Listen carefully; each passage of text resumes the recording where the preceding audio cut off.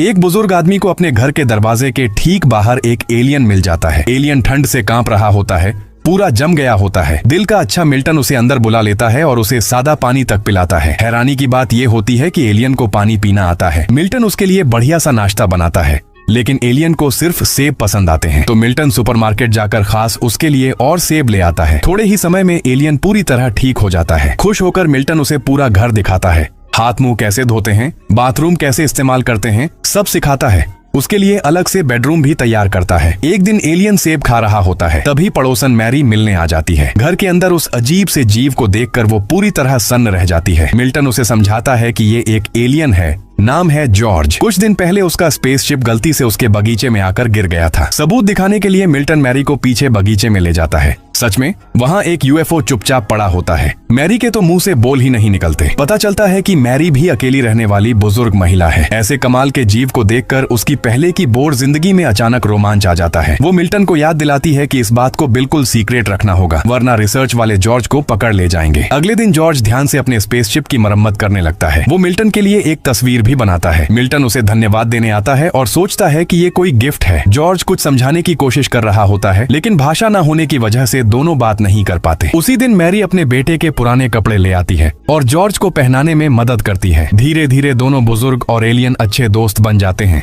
घंटों बिना रुके बातें चलती रहती हैं। लेकिन उस रात फिर एक गड़बड़ हो जाती है। पड़ोसन जॉय को मिल्टन का सीक्रेट पता चल जाता है। थोड़ी देर में डोरबेल बजती है और राज छुपा नहीं रहता। किस्मत अच्छी होती है, जॉय भी अकेली रहने वाली बुजुर्ग महिला ही निकलती है। जॉर्ज को देखकर वो भी पूरी तरह फिदा हो जाती है। उसके लिए तो ये उसकी शांत बुढ़ापे की जिंदगी में अब तक की सबसे एक्साइटिंग बात होती है। जॉय कसम खाती है कि वो ये राज किसी को नहीं बताएगी। उसी वक्त जॉर्ज एक और ड्राइंग निकालता है। इस बार कागज पर 7 बिल्लियां बनी होती हैं। तीनों बुजुर्ग मिलकर दिमाग लगाते हैं।